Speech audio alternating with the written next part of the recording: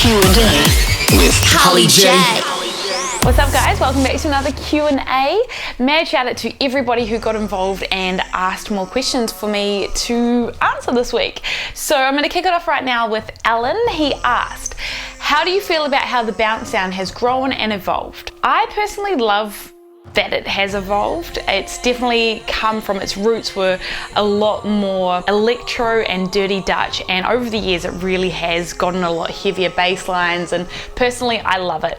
I think there's a lot of room to evolve it even more, and you know, people like Sparks are the front runner of this. He is constantly making different genres. He's really inspired a lot of other people to actually push the envelope a bit more and not just have the same sounding stuff. Minimal in Melbourne can get quite repetitive and quite boring. A lot of people are making a very similar sound, so it's cool when somebody else comes out with a new subgenre of it yet again. So I'm all for it. And not to divert to myself, but I've been trying to push a sound which isn't exactly minimal. It's psytrance with elements of trap. You might have heard me talking about psytrap.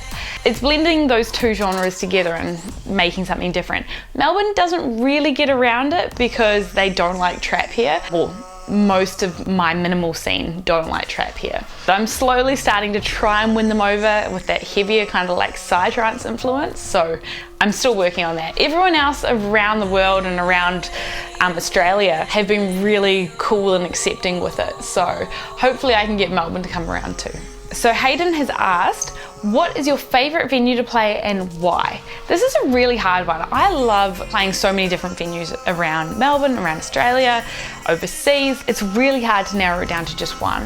I think I'm gonna have to take it back here into a past venue that isn't actually open anymore, and that was Wawa Lounge. When it was in its prime, you couldn't beat it. It was phenomenal. It was packed wall to wall. People were slapping the walls, people were stomping their feet. It was mental, and the bubble lights on the roof, it had such an atmosphere that you literally couldn't find anywhere else. I probably still reminisce on this one a lot because it's where I started. Basically, it was my first proper residency in a club, and I ended up running a night there for a year or so. The Saturday nights when it was Wazoo, it has a huge place in my heart. As far as venues that are still open to this day, and I hope will still be open after the lockdown, Tramp Mercy, always a vibe. Cloud9, always fun. TFU, the special events they run, phenomenal. St James, like there's just so many I play very regularly that love my music and always get around it, so it's so hard to pick just one. So let's just go with Wawa because they're no longer open. Okay, so Chad has asked, when I upload a song to SoundCloud, what's a good way to get it out there?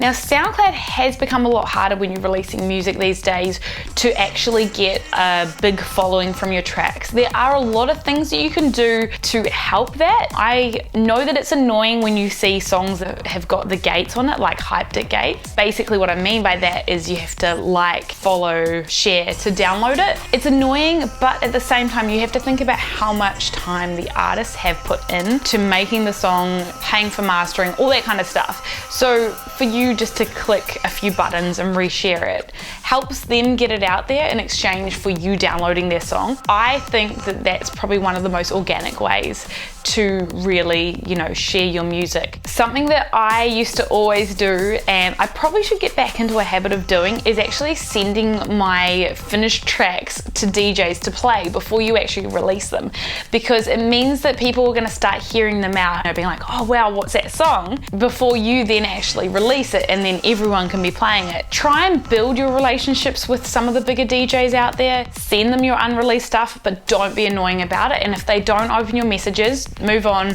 keep sending it to other people, and just always please be polite, because there's nothing worse than someone being like, oi, check out my sick track. Don't do that. All right, so it's your boy Camps. I think that's how you say the name. How do you start off your tracks? Intro, drops, or breakdowns? Depending on what song I'm making, it's gonna vary. I normally will start with either a breakdown or a drop, never an intro and outro. That is the absolutely last thing I do. I figure that out when it's playable. But lately I've been finding that writing a drop first is a lot easier to then go back and make the breakdown before that, because you know which key you're going to be in. A lot of times I've made really cool breakdowns to start with and I just can't figure out a drop to go with it. So working the other way around means that I know that the drop's going to work, and then the breakdown sort of seems to flow a lot better for me. So Mitch asked, biggest artist influence as you were coming through the scene and into the scene. I know I've mentioned these guys so many times before, they're probably sick of me telling the story and they're like, go away Holly, you're a pest. But Orchestrated, back when it was Adam Barters and Dean Paps, before they became Orchestrated, I used to follow them around and be like a little orc on the edge of their DJ booth, following everything they did, watching Barters do his acapellas over a beat. I love it. That's the reason I started DJing. And I did spend a lot of time at Revolver. You've got Spacey, Boogs, T-Rex, Chardy. These guys were just masters of their craft. So they were definitely a huge influence when I first started. All right, so Noah has asked, how do you get yourself known in different areas, for gigs that is? So one thing that I think is really important nowadays is to be producing your own music. Now, I know that that's a big ask. Start off with mashups and edits, make something that's gonna be different, so you're not just rocking out playing everyone else's music, because every DJ can do that. If you've got your own music that stands out, you can build a name for yourself that way, and I think that is key with getting out of just being another DJ. When I first started, that was literally my plan, and oh my god, my productions were terrible at the start, terrible, but you learn and then you get better. And then your music gets better. As you grow and learn, people will be following your journey, and I think it's really important these days. So start producing. I also teach if you want lessons.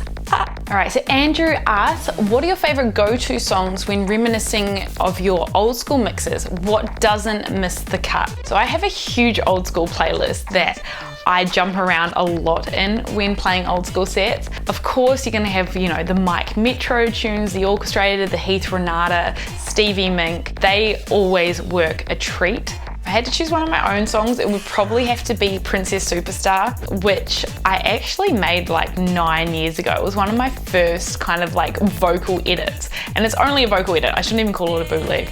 But yeah, that one still gets such a cool reaction. So yeah, that would have to be up there. I actually remade a couple of my older bootlegs because people were requesting them, and the older versions were so muddy that I didn't want to play them out because they sounded horrible compared to the music quality of these days. So that was like Wine Up and Hey Baby. And I still have a couple of others that I do want to go back and remake, which are on my eventually to-do list. Thanks again for all the awesome questions. Keep them coming. You can post them down below and I will get to them in the next Q&A. Have an awesome week. See you soon, guys.